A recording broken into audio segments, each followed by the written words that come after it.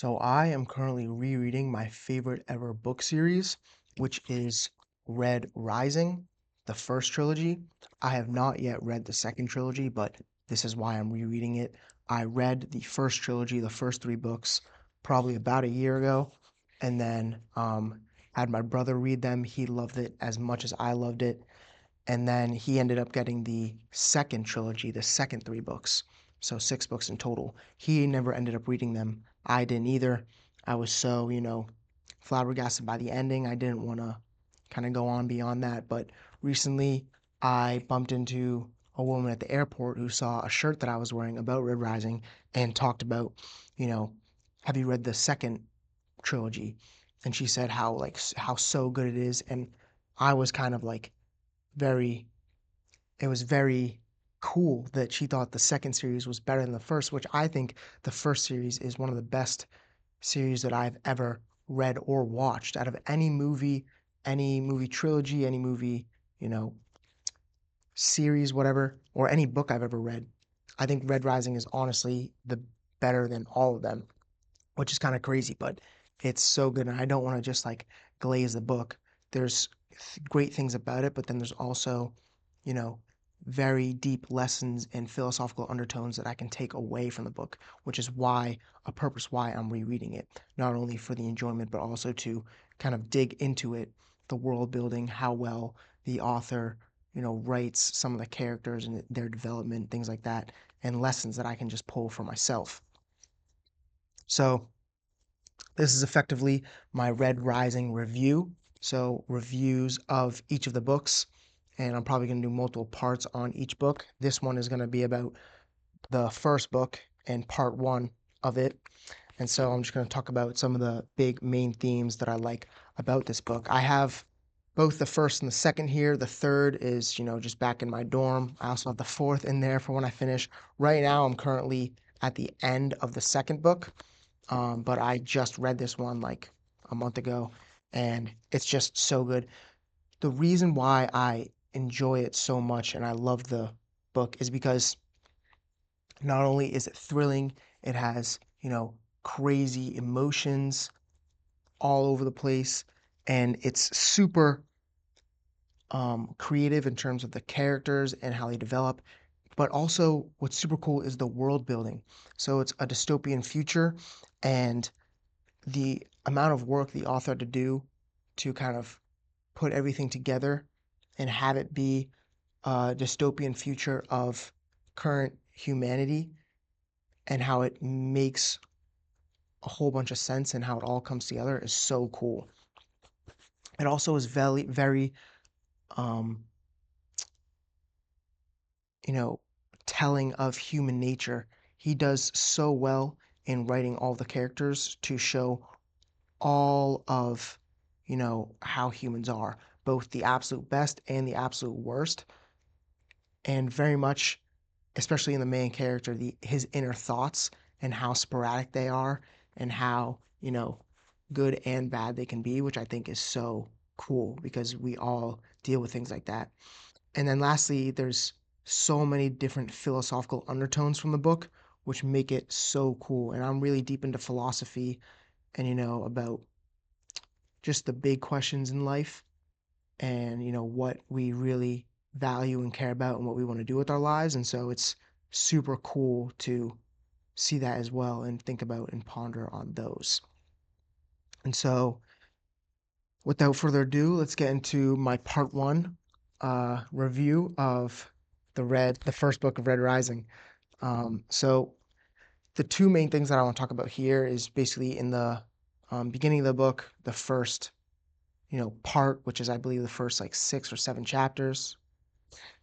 But the first is how much Darrow's community, or it's just the way that his community is and how they live, even though, they are miners, pause, even though they're a mining colony and the men go and mine for their jobs and the women go to the Webbery and, they don't even have enough food, but really they're just such a happy people full of community in their township, in their clan of Lambda, in their giant mining colony of Lycos, and they just after work every day, spend time with each other, hang out all together in the township. They are people of song and dance, as you know, and really they're just really big on that, family and spending time together, even in the harsh conditions that they are in. They're able to find, you know, I think, which is truly the most important parts of life, which is just being with your friends and family, having good times, singing, dancing, telling stories, making jokes. And I think that's uh, kind of super cool. Or even where they don't really have anything, they have each other, which in the end is kind of all that really matters. So that's the first thing that I think is really cool about the book, and that kind of theme plays on throughout Darrow's head throughout all three of the books, and it's really super cool to see. The second that I want to talk about, which is huge, is not only do they have the community of each other, but they also have really deep personal, uh, intimate relationships with each other. And here we see the love between Darrow and Io, which are two very different types of love, yet they're both so strong and so powerful. And there's many different passages in here that I honestly just wish I could read, between, like the first 45 pages until Io is hanged. And I also want to say now that um, there will not be any spoilers of other books, of like the second and third book. I'll try to talk about only the first book, so make sure you have read this book before you watch this. But what's amazing is that, Darrow at 16 is the helldiver of his clan. And, Io talks about how everyone kind of looks up to him and how they follow him or want someone to follow. Um, and Darrow is very, very skilled in that sense as the helldiver that he is, and makes, dangerous, risky plays as we see in the first few chapters. And he ends up winning the laurel for his clan, and he's so pumped about that to be able to give food to, Io and the rest of the people in the clan. But then, as we see, the society doesn't allow that, and it's kind of rigged, and the other clan gets it. And so, in that moment when they're in their township and realize this, Darrow's getting super heated, but Io, just takes his hand, asks him to dance, and they go dance. And, he's able to cool off his emotions in that way by just being with his wonderful wife, and just, yeah, just being with her. And then later they go to the uh simulation of Earth, and you know they're really close with each other there, and then they are talking in the morning, I believe, as the sun rising, about what they both want out of each other. And Io wants Darrow to be more of a leader in terms of wanting to, quote unquote, break the chains of society. And what she means by this is that, in their mining colony, they barely get enough food. Children are, probably not able to grow as well. Io, Darrow talks about how he can see her ribs and things like that. Um, and they kind of just slave away and die pretty quickly, and that's what Io talks about. On the other hand, Darrow kind of believes the things what he's been told on the HC, which is, that he's an honorable man working to create a better life for the future of their race by terraforming Mars. But Io sees them as slaves, whereas Darrow sees them as honorable men and an honorable people. And so they go back and forth. Io is talking about how Darrow's dad had the right of it, even though he hung himself. And Darrow, on the other hand, is like, how did my dad have the right of it when all he did was leave us without a father, um, leave his mother without her husband, things like that. And it's so powerful because both sides are so true. And they go on and basically are like, bantering back and forth. But what's also beautiful is the way that they argue. They argue with each other with so much passion, but they never kind of take it out on each other. They do, and they get, frustrated with each other, but they are both able to calm down very quickly and understand that they both just love each other so much, and that nothing can get in between that. And so they're going back and forth, and Io tells Darrow that, you know, the people of the clan look up to him and they're waiting for someone to follow, and that he should, you know, not necessarily that she says it, I'm not sure, but quote unquote, like lead a rebellion or make it so that Io's dream is that her children can own the land that their father gave them, which, as you learn in the second book, has a whole nother meaning, um, without giving any spoilers. And but Darrow's like, what rebellion am I going to be able to lead if I just die? Which is basically what they just get hung whenever they do something bad or against the society. And lastly, the way that argument ends is with Darrow saying, or yeah, Darrow tells Io pretty much, what do you live for? Do you live for, family and love and me, or do you live for just this dream? And Io's like, it's not just some dream, Darrow. It's, a whole different way of living life and a way to kind of make it so that the future of our people is a brighter future.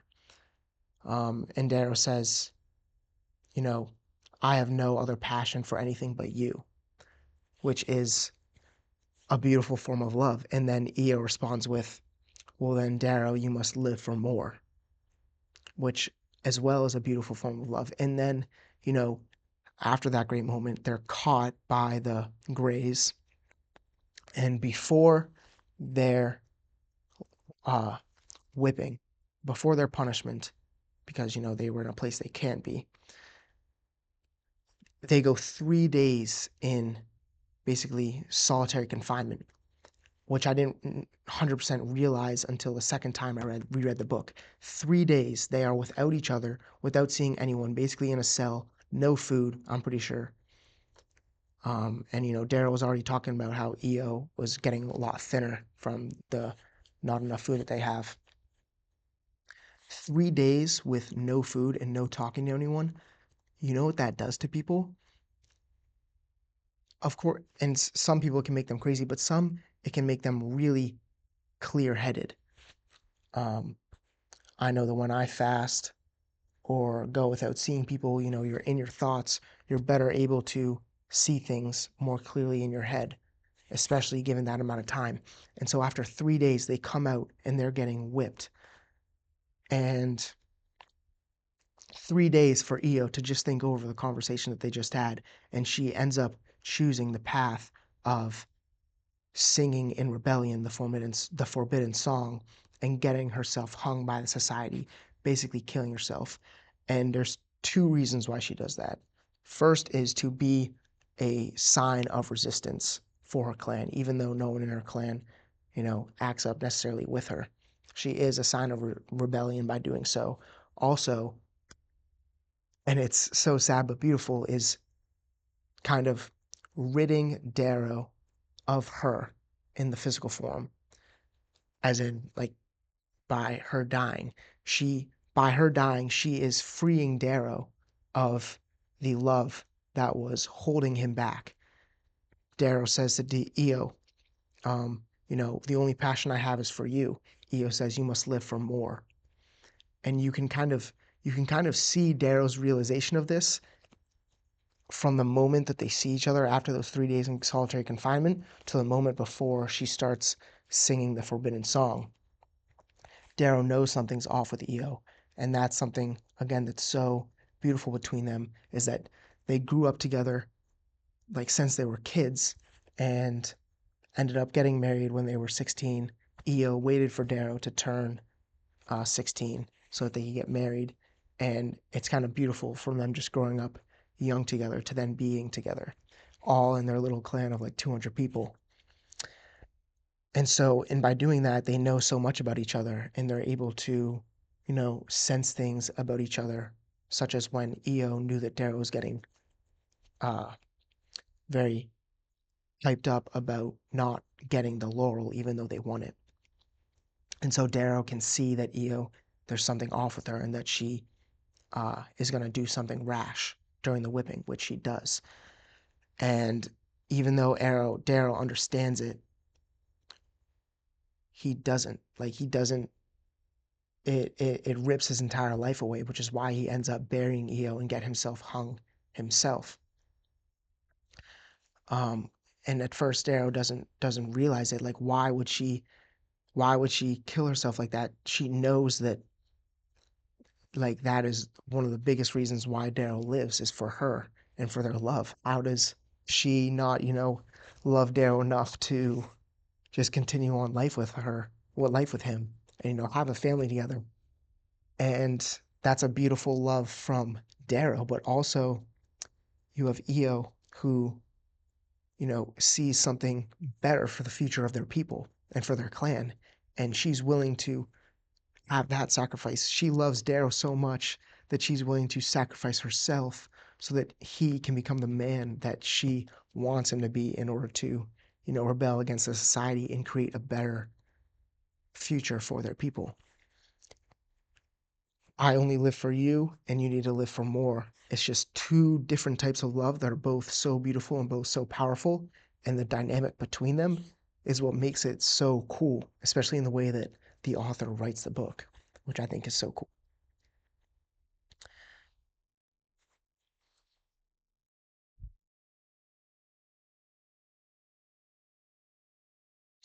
And so this is kind of just a recurring theme throughout all of the books. Darrow's love for Io, which even in her death carries him through most of the books, or at least through the entirety of the first book, in that he loves her so much, even though after she's passed, he is still living for her and pursuing her dream because that's the reason why she rebelled and got herself killed in the first place. And that is really beautiful. And the fact that Darrow has to become someone that he doesn't want to be in order to create a better future for their people, which again is another big uh, theme that I'll probably talk about in a different video about how, in order for change to happen, it really does come from the strong. Whoever is the strongest, the most bold, the most brave, the most kind of just the people who go and take it. That's who's going to, rule society or change the rules. And so, as you see throughout Darrow's journey, he has to do so many things that he doesn't want to do and that go against his morals. With, the killing of so many different people and the deaths of so many different people and betraying his friends, things of that sort. And it's cool to see how, the Golds end up being his enemies to kind of evolving into his friends, which is so cool. And he sees the human nature in them from compared to when he was a Red to seeing these gods and then ending up being among these gods and befriending them, which is so cool. So that intense and dynamic love between Io and Darrow is definitely one of the main drivers of the book and one of the main themes of the book.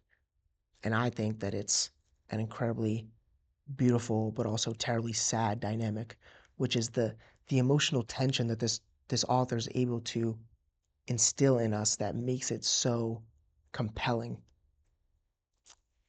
and one of the main reasons why I love the book so much, and one of the main, lessons that I can take away in the fact of love and family and community. And so that's all for book one, part one review of Red Rising. And see you for the part two of this book. Thanks for watching.